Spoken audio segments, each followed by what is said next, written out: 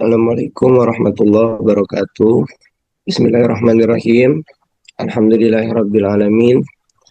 Wassalatu wassalamu ala asrafil anbiya'i wal mursalin sayyidina wa habibina wa safina wa maulana Muhammadin wa ala alihi tahirin wa tabi'in nuril yauman wa man tabi'atuhum bi ihsanin ila yaumiddin.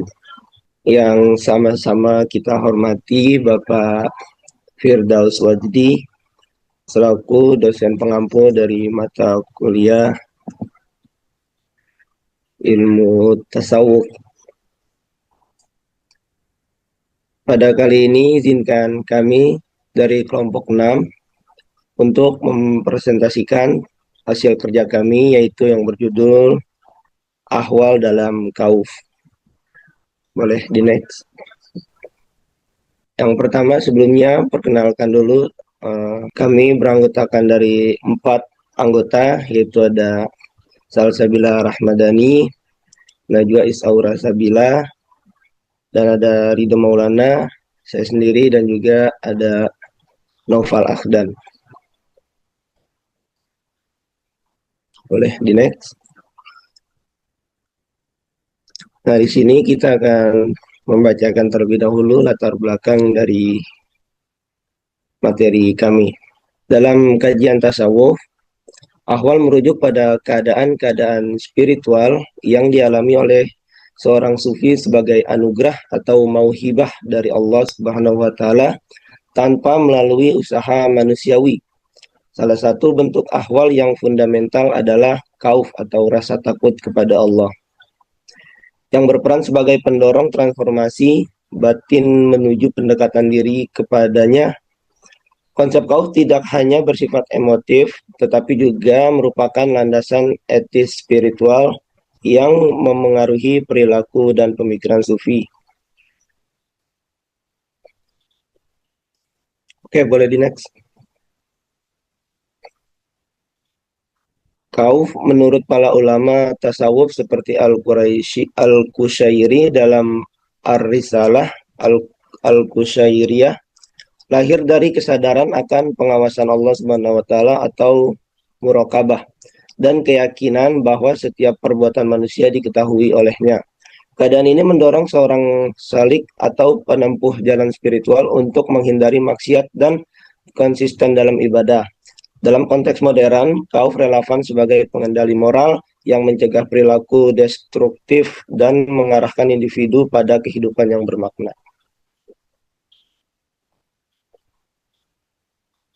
Nah, selanjutnya itu ada studi tentang khauf. Studi tentang khauf dalam ahwal tasawuf tidak hanya bersifat teoritis, tetapi juga praktis.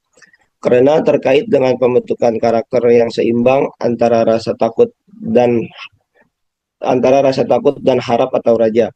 Sumber-sumber utama seperti kitab Al-Luma karya As-Sarraj dan Ihya Ulum Al-Din karya Al-Ghazali memperkuat analisis tentang bagaimana khauf berkontribusi pada penyucian jiwa atau tazkiyat al-nafs. Dengan demikian, pemahaman mendalam tentang khauf dalam kerangka ahwal tasawuf menjadi kunci untuk mengakses dinamika spiritualitas Islam yang holistik. Boleh di next. Nah, selanjutnya ada definisi khauf yang insya Allah akan dibacakan oleh Najwa Isaura. Baik, selanjutnya adalah definisi dari khauf. Khauf itu merupakan konsep sentral dalam ilmu tasawuf yang didefinisikan sebagai sikap mental merasa takut kepada Allah Subhanahu wa taala akibat kesadaran akan ketidaksempurnaannya dalam pengabdian dan kekhawatirannya tidak mendapatkan keridhaan dari Allah. Menurut perspektif tasawuf, khauf itu bukanlah ketakutan biasa, namun melainkan getaran hati yang timbul dari pengenalan mendalam tentang kebesaran Allah, sehingga seseorang itu dari rasa getaran hati itu menimbulkan kecemasan spiritual akan potensi siksa atau terhalangnya rahmat ilahi. Nah, konsep ini berakar pada landasan Al-Quran dan hadis seperti dalam Quran Surat Al-Imran ayat 175 yang memerintahkan umat Islam untuk hanya takut kepada Allah sebagai manifestasi keimanan. Boleh di next. Selanjutnya, dalam literatur tasawuf klasik, Imam Ghazali mendefinisikan khauf sebagai kepedihan dan kebakaran hati akibat antisipasi terhadap hal yang tidak disukai di masa depan. Sementara menurut Al-Qushairi, menekankan bahwa khauf itu berkaitan dengan kejadian yang akan datang, di mana seseorang itu takut akan kehilangan yang dicintainya, yaitu Allah, dan mengalami hal yang dibenci, yaitu siksa.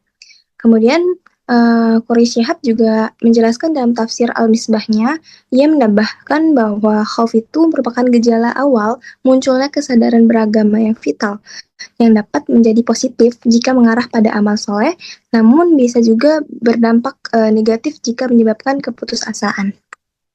Boleh di next? Oke, khauf dalam tasawuf itu berfungsi sebagai penggerak spiritual yang mendorong introspeksi, peningkatan kualitas ibadah, dan penghindaran maksiat. Konsep ini sering dipasangkan dengan roja atau harap untuk menciptakan keseimbangan spiritual, mencegah ketakutan yang berlebih, yang dapat menjerumuskan pada keputusasaan. Maka dengan demikian, khauf bukanlah tujuan akhir, tapi jalan untuk mencapai kedekatan dengan Allah melalui penyucian hati dan konsistensi dalam beribadah. Untuk selanjutnya, materinya akan dibahas oleh Salsa. Oke, selanjutnya di sini ada dalil Al-Quran dan hadis. Yang pertama sumbernya dari Quran surat Al-Baqarah ayat 40. Bunyinya wa ya farhabun, dan artinya dan hanya kepada akulah kamu harus merasa takut. Dalam penjelasan Imam Al-Ghazali, Ihya Ulum Al-Din, khauf adalah cambuk Allah untuk menggiring hamba menuju ketaatan dan menjauhi maksiat. Selanjutnya dalam Quran surat Ali Imran ayat 175, Fala takhafuhum wa khafuni in kuntum mu'minin. Maka janganlah kamu takut kepada mereka, tetapi takutlah kepadaku jika kamu benar-benar orang beriman.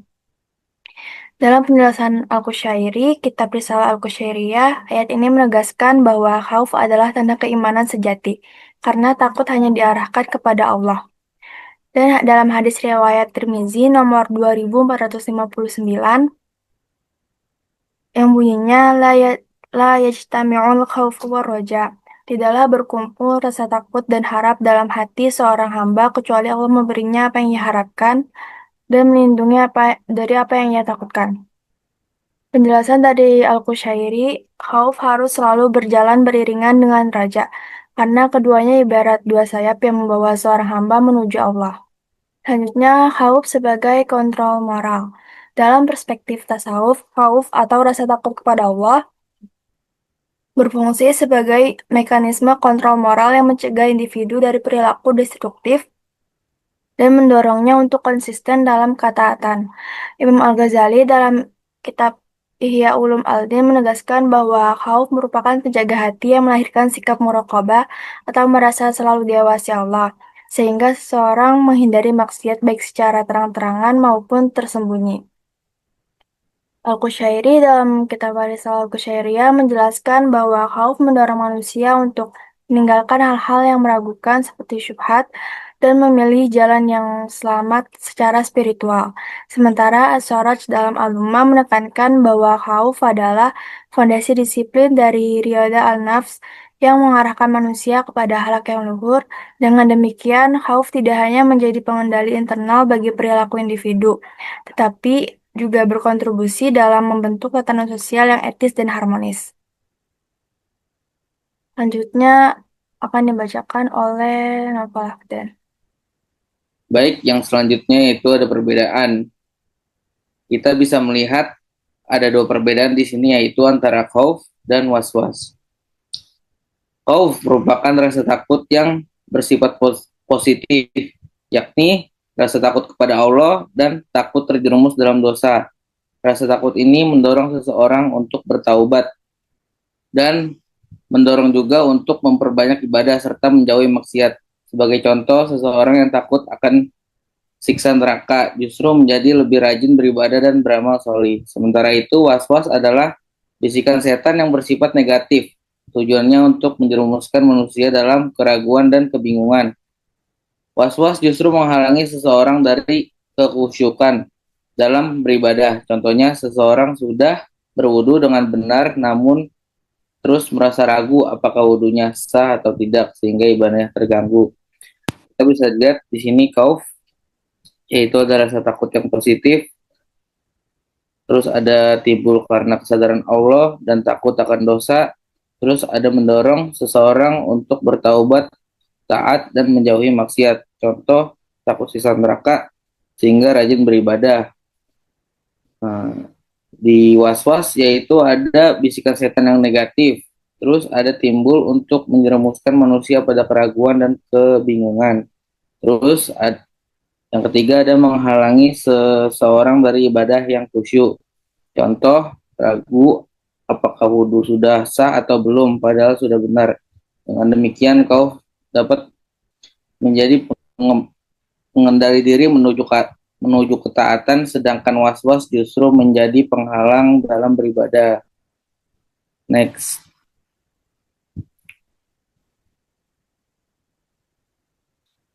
Peran khauf dalam penyucian jiwa.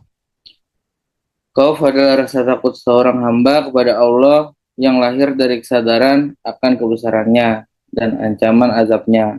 Rasa takut ini berfungsi sebagai pengendali diri, mencegah seseorang terjerumus dalam dosa, sekaligus mendorongnya untuk senantiasa bertobat, memperbanyak amal baik, dan menjaga hati agar tetap bersih. Dengan khauf, jiwa seseorang perlahan disucikan dari sifat sombong, lalai, dan berani berbuat maksiat. Jadi kalau kita melihat peran khauf dalam penyucian jiwa, sebenarnya khauf ini sangat penting dengan adanya khauf. Yang selanjutnya itu ada analisis. Berdasarkan kajian tasawuf, khauf didefinisikan sebagai rasa takut kepada Allah yang timbul dari kesadaran akan keagungannya dan konsekuensi dari perbuatan manusia. Didukung oleh dalil Al-Quran seperti surat Al-Baqarah ayat 40 dan hadis seperti sabda Nabi tentang keseimbangan antara khauf dan raja.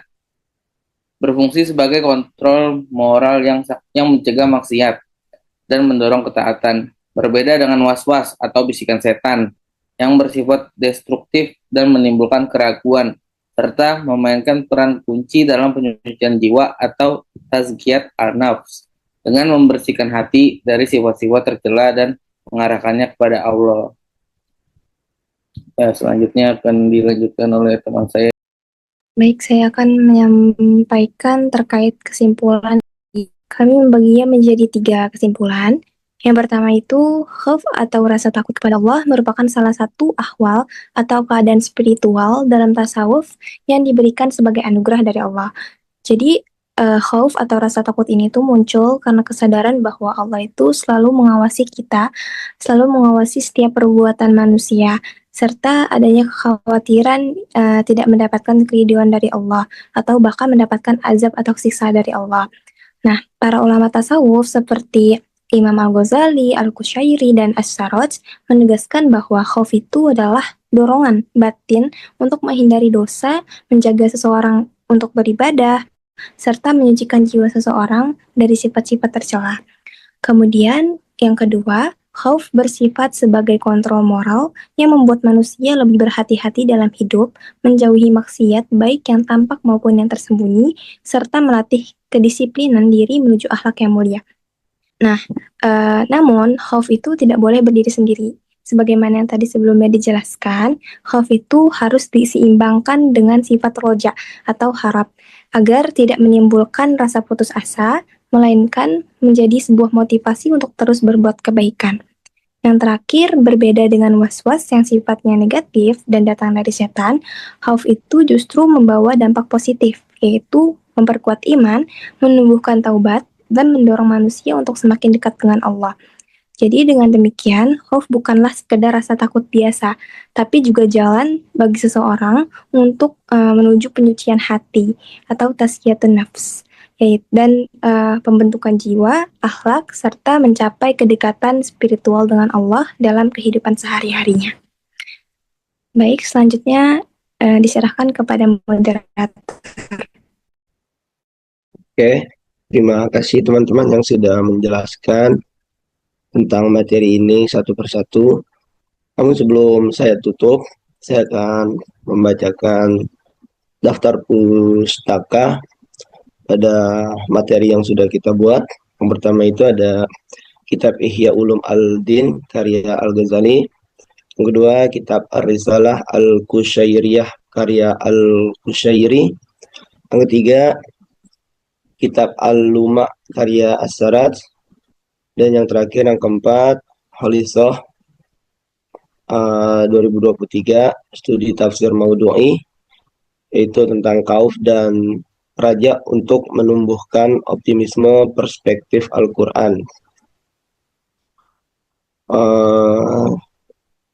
Yang keempat ini dibuat dan disertai Doktoral UIN Sunan Gunung Jati Bandung. Boleh di next. Oke, mungkin sekian presentasi dari kelompok kami. Kurang lebihnya mohon maaf. Wallahu muwaffiq ila aqwamit thoriq. Assalamualaikum warahmatullahi wabarakatuh.